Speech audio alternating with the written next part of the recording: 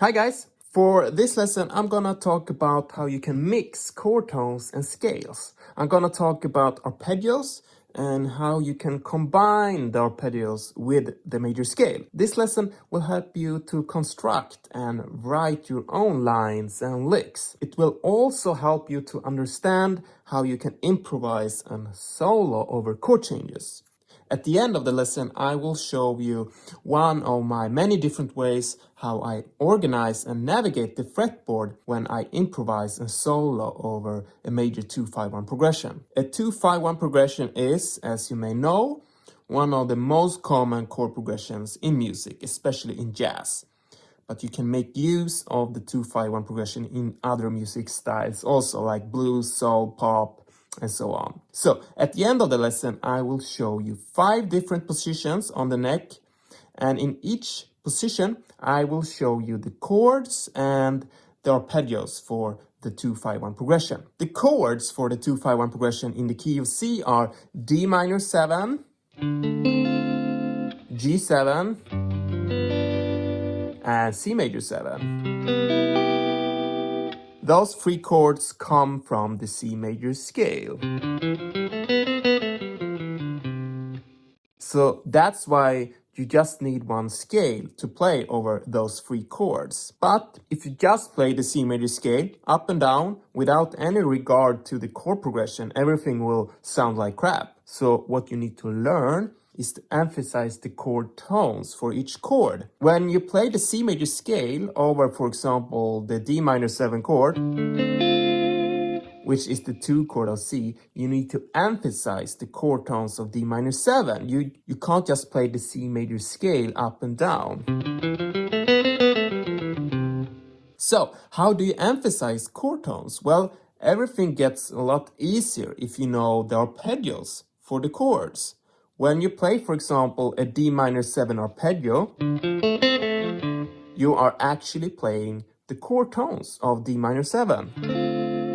If you know the arpeggio and the major scale, you can then mix them together to create more interesting lines and licks. For example, if I just play the C major scale up and down, everything sounds like this.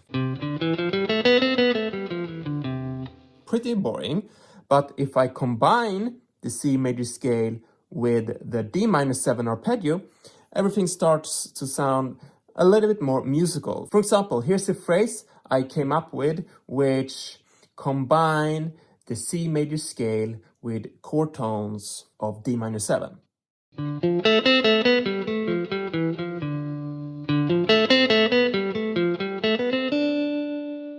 Now I will switch to a G7 arpeggio and mix it with the C major scale.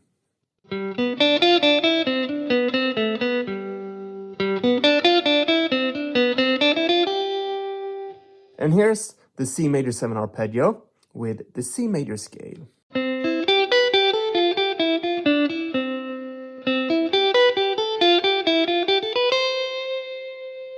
Hopefully you could hear how I was switching between D minor 7, G7, and C major 7, even though everything was based on the same scale, the C major scale.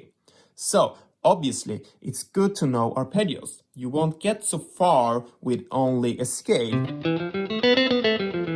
It's difficult to make melodic lines and musical phrases with only a scale if you don't understand which chords and arpeggios you can derive from it.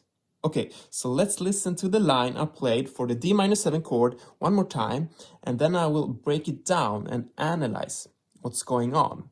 Here's the line one more time.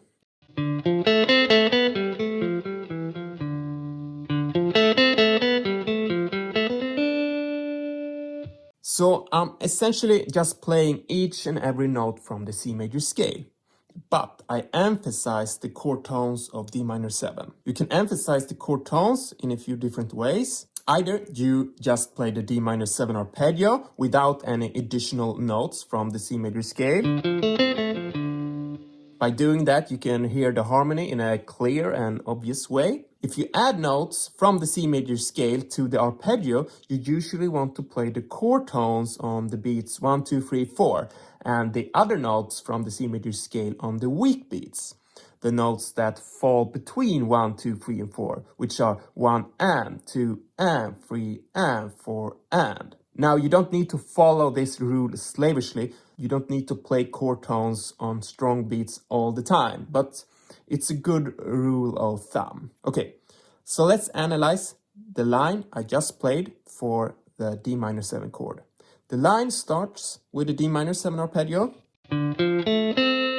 By playing the D minor 7 arpeggio right away, the listener can hear and understand the harmony in a clear way. Then it goes back to the perfect fifth of D, another chord tone on a strong beat. After the perfect fifth, I just go up the scale to a B. After B, I play a G note and then back to the perfect fifth of D again. The perfect fifth, the second time, is not on a strong beat, but it really doesn't matter as long as most of the chord tones are on strong beats. Then I just continue with the pattern I just played down the C major scale, and the last two notes of the line are the minor third of D and the root. So the last two notes are the chord tones. I then play the half part of the line I just played one more time, like this.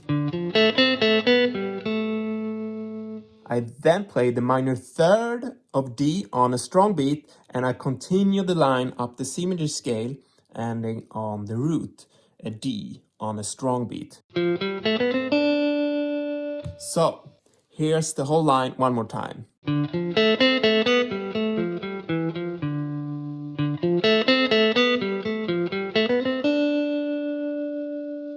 So, I essentially just played the C major scale, but I mixed the D minor 7 arpeggio with the scale, so you could hear the harmony in a clear way. I also played a lot of chord tones of D minor 7 on strong beats in combination with the C major scale. The next step now is to connect the different lines for each chord. For example, if we have the 2-5-1 progression in the key of C, we have lines for D minor 7, G7, and C major 7. You can connect the lines with each other in a lot of different ways, but one of the most common ways to do it is through the 7th degree of the arpeggio and the 3rd degree of the arpeggio. For example, here's the D minor 7 arpeggio, and here's the minor 7th of D minor. Go down a half step and you're at the major 3rd of G. Now I'm playing the G7 arpeggio, and here's the minor 7th of G. Go down a half step and you're at the major 3rd of C. Let's listen to the lines I played in the beginning of the lesson for the D minor 7, the G7, and the C major 7 chord one more time. This time I will connect the lines through the 7th degree and the 3rd degree.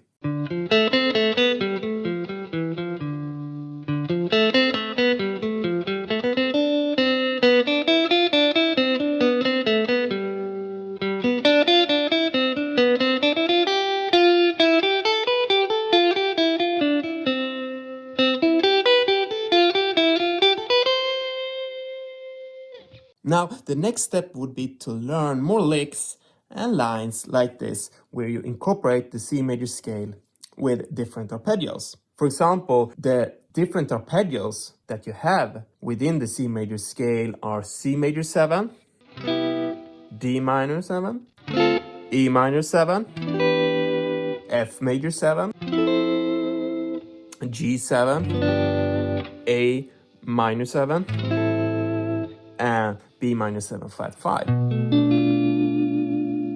So you need to learn the arpeggios for those 7 chords, and then you need to come up with different lines where you mix the arpeggios with the major scale. In order to mix the major scale with different arpeggios fluently, it's obviously good if you can play the major scale over the entire fretboard. And if you know, for example, different voicings and arpeggios for D minor 7, G7, and C major 7. So before I end this lesson, I'm gonna show you 5 different positions I use a lot. I'm gonna show them to you really fast here. The diagrams for each arpeggio and the chords will be available on the screen. Before I show you these positions, let me know in the comment section what you thought about this lesson.